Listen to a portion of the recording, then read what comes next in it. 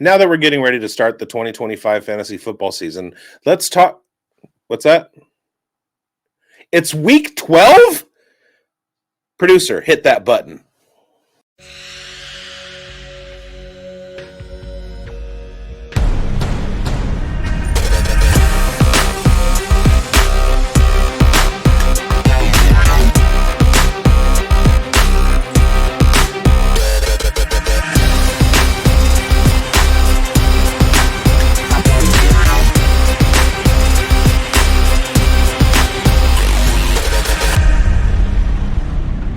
Welcome to the Fantasy Forecast with Grindberg and Bigz and Schultzy. This is the Week 12 Sit Edition show. It's a playoff hunt right now. This is crunch time, baby. And you got dilemmas all up and down your lineup. And we're here to tell you how to kind of make sense of all that, who to put in the bench and who to put in the team. That's a soccer term. And yeah, let's do this, boys. How we feeling? Well, I'm wondering how you're feeling, man. I mean, you completely forgot it was week 12. You a little bit of amnesia happening here, or does the fantasy football season just start so quickly that and it ends so fast? It goes by so fast. Like every time. It's not fair. It's not fair.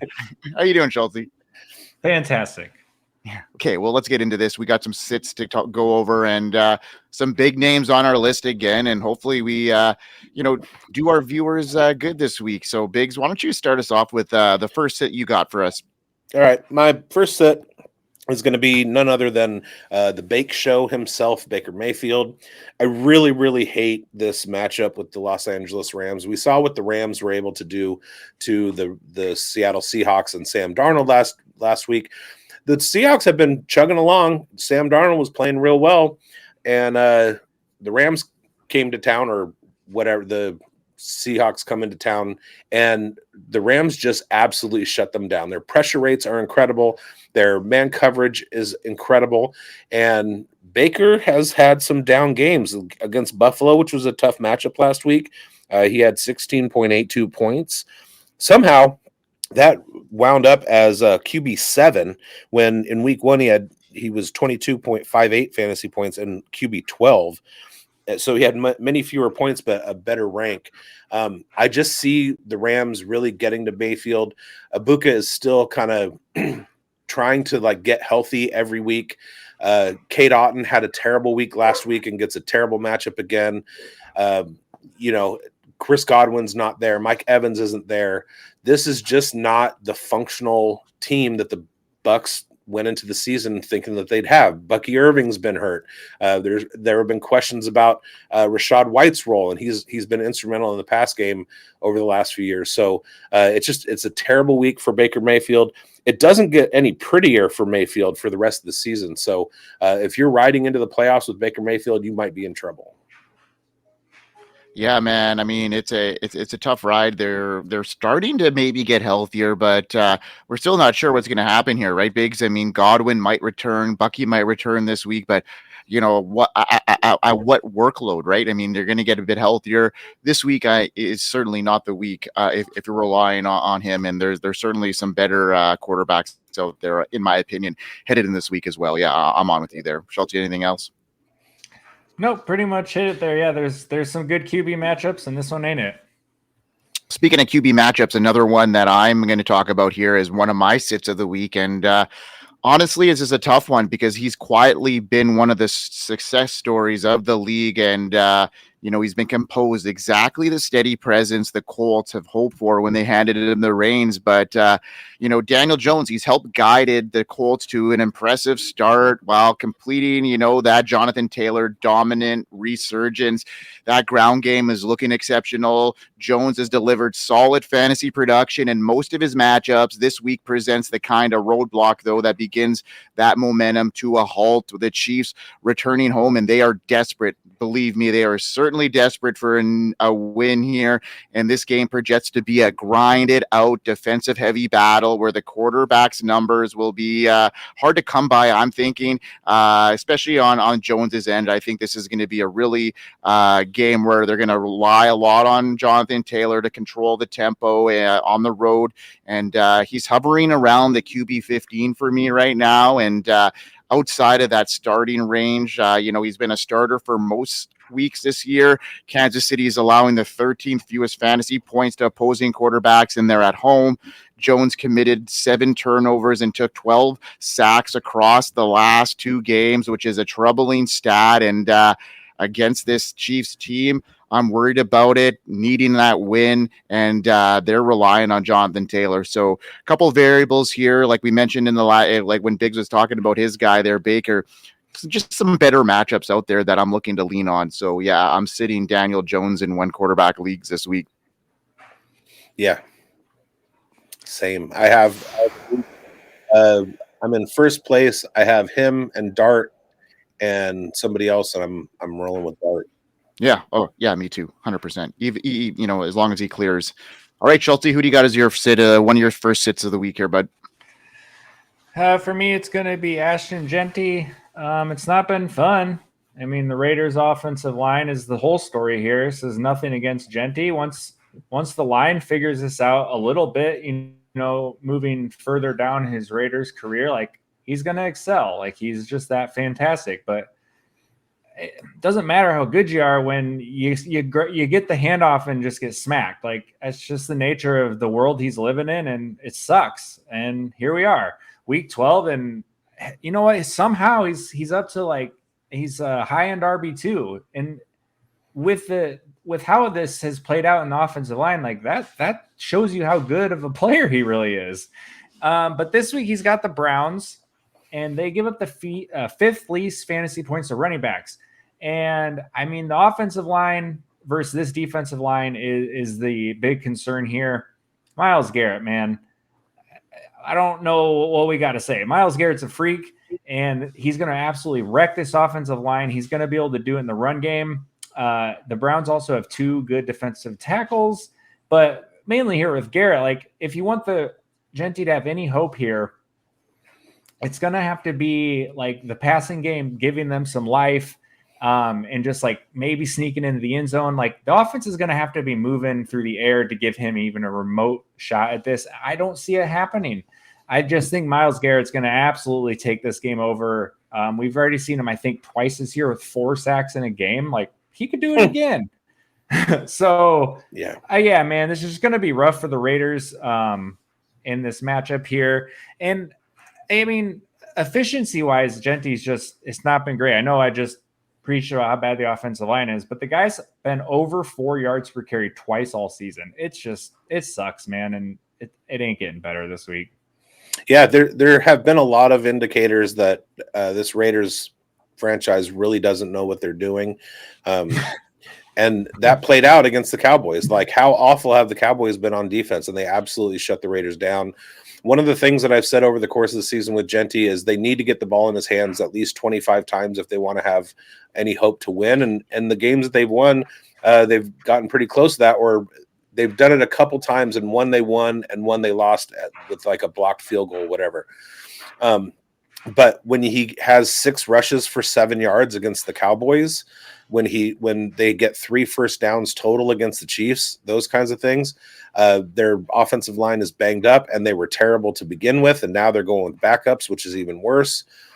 I mean, it just like his talent level hasn't changed. He is still the Ashton Jeanty that like we knew coming into the season. We just had no idea how bad this Raiders offensive line was going to be, and that absolutely kills him in fantasy. So I have a very important league that I think I'm taking the shot with him, but I'm really ready to like swap him out with Etienne and go with Juwan Jennings in the flex. But I'm still not 100% on that decision. It's a tough one. Yeah, we agree here, Schultzy. All right, let's get into our spotlights, and we'll start with yours, Bigz. Let's roll it.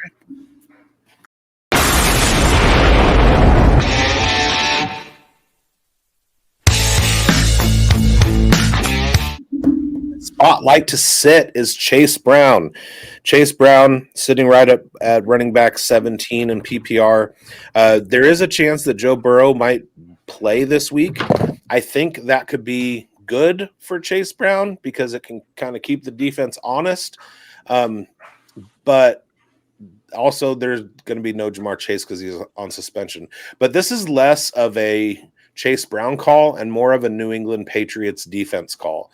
So you try and look for kind of a silver lining or a way through with upside for Chase Brown. And it really stops at the Patriots defense. They have allowed the fewest rushing yards total per game at 84. So he's not going to do it with a bunch of yards rushing. They are first in yards per rush attempt at 3.92. So he's not going to be breaking off a whole lot of big explosive plays. They're first in rushing touchdowns allowed. They've allowed 4 rushing touchdowns. So he's not likely to get into the end zone. They're first in explosive plays over 10 yards. They've only allowed 10 in 11 weeks. That means that he might have a chance for 1 explosive play throughout the game.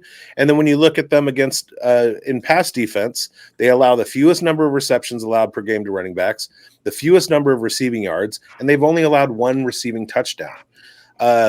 This New England Patriots defense against the run game is playing with its hair on fire and absolutely shutting people down. And Chase Brown is just an unfortunate victim of that. That's crazy. I mean, I had him on the sheet prior to about 2 days ago, and I took him off when I heard the spitting incident because I'm just worried about the amount of targets he may get in the passing game, which would maybe put him into that fantasy relevance. But you mentioned those stats against the receiving work, which is pretty formidable. And that's a pretty daunting task to go up against that New England Patriots defense. So yeah, he could be certainly a sit of the week. And I just didn't have the bollocks to put him on the sheet like you did. So good on you there, Bigz. And let's roll with my sit of the week here. There, Schultzy.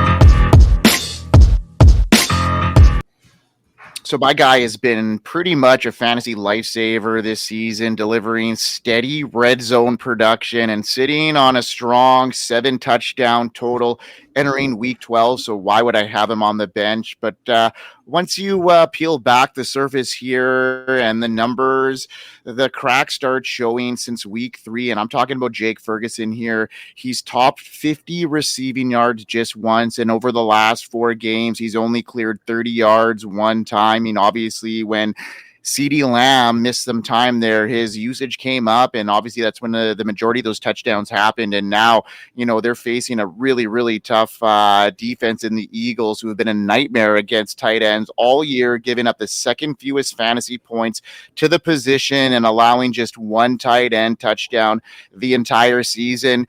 We already watched this matchup once in 2024, and it didn't go very well. He just ended up with 23 yards and no touchdown. So you're going to have to really rely on the touchdown upside here. And with so many matchups that I'm looking at this week in the tight end position, I think that Ferguson is a must sit with other options available here. So tough defense I'll go up against, and a fleeting role in that Cowboys offense. And when we see what Dak's connection with George Pickens and CeeDee Lamb is developed into, I'm sitting Jake Ferguson this week with the Eagles on board. Yeah, and the Las Vegas Raiders are a surprising matchup against tight ends. They've been pretty stingy, and Ferguson lucked into a touchdown last week. Other than that, he had 4 catches, not many yards. His snap share was down to like 65%, and they had Schoonmaker and Brevin Spann-Ford in the 40s in terms of snap share. So when they do run with 13 personnel, they do have options. They targeted Brevin Spann-Ford.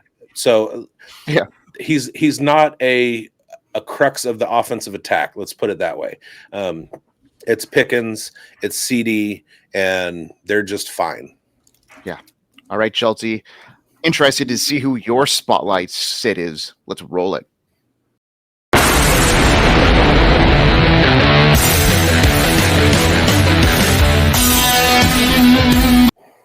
We've got Hey, you guys both hit us with a quarterback sit, so I'm going to hit the trifecta. For Woo. me, it's Jordan Love. Got the Vikings this week on deck, and this is just they're like a bottom third, like 20th, 21st, somewhere in that ballpark.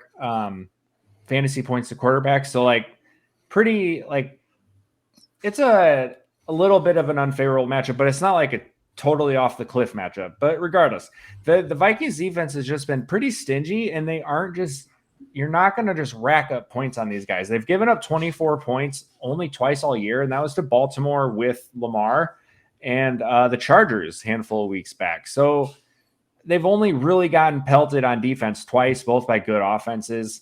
Jordan Love has racked up his points in very plus matchups. So he's in the league I was looking at, that's pretty standard scoring. He's top 20 points 3 times all year, and that was against the Commanders, the Cowboys, and the Steelers. So he needs a very plus matchup if he's going to be out here stacking up fantasy points for you. And that's just not the case this week. So I'm really don't like what we got going on with Jordan Love. The other thing here for me is no Josh Jacobs. And you might say, well, no Josh Jacobs. They're gonna throw the ball a ton and funnel it through Jordan Love. And hey, you know what? That might be the game plan. But in my opinion, this offense flows through Josh Jacobs, and without him, they're just going to struggle. And it's going to be a rough day for the Packers offense against a pretty good Vikings defense. And for that reason, I'm out. Well, Josh Jacobs hasn't been ruled out yet either. He's practiced actually in limited fashion today, being Thursday, so he's not ruled out. And it'll be an interesting situation. So whether he plays or not, I still think they're going to rely on that run game. I really like Emmanuel Wilson if Josh Jacobs doesn't play.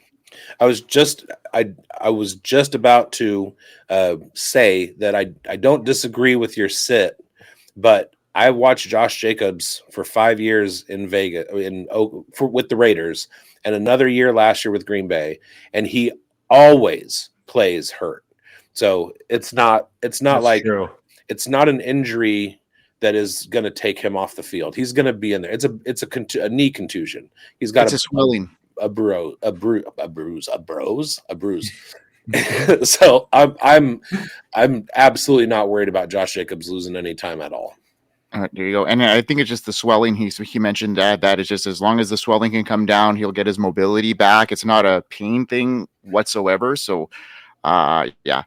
All right, Bigz. You know how shifty Josh Jacobs runs, like prime Barry Sanders. There it is. Agility. He needs to be able to bend his knee. That's all. All right. Let's get on bended knee there, Bigz, and send us home with what we got going on here on the network. Hey, thanks for watching. Go ahead and subscribe, hit the bell, subscribe, especially if you're new. We hope you liked what you saw. We do this every week. We give you the sits. I personally try and take somebody in the top rankings of, somebody that's not likely to, Chase Brown. He's a top 24 running back. I say sit him. Baker Mayfield, he's up there. Sit him. And then when we do our start show, which will drop tomorrow, I'm going to give you guys outside of those top 24, top 12, top 36. That's what we do here. We find that edge. So go ahead and watch all of our programming. Our next show starts one, like I said, tomorrow. And then Sunday morning, 8:30 a.m. is Breakfast with Bigz. That's me. I'll do starts and sits questions and show you a cocktail recipe that would be good for an eye-opener, a brunchy brunch. Then we wrap it around the weekend. Following Monday Night Football, on Tuesday, we have our waiver wire show and recap. Then Thursday night, we go live, the live stream, Points After Thursday, immediately at the conclusion of the Thursday Night Football game. So you don't have to, figure out when we're going to start. It's clock goes to 0, we're on air. Watch all those shows. Check out Spilled Coffee. Go to fantasysportsadvice.com. Check out the forum there. It's a great place to interact. Check out our merch store, all that stuff. And we hope you win. Yeah, we hope you win, folks. We hope you win. We are here. FantasySportsAdvice.com, offering the best fantasy sports social media platform. Why join endless Discord communities or the trolls of Reddit? Fantasy Sports Advice is a community designed to help you win with 24/7 support. Go to fantasysportsadvice.com and become a pro member for unlimited access. Again, go to fantasysportsadvice.com today. I wanted to say, oh yeah, and the Dynasty Pulse. And we're still recording. So, Oh, You said it. Great job.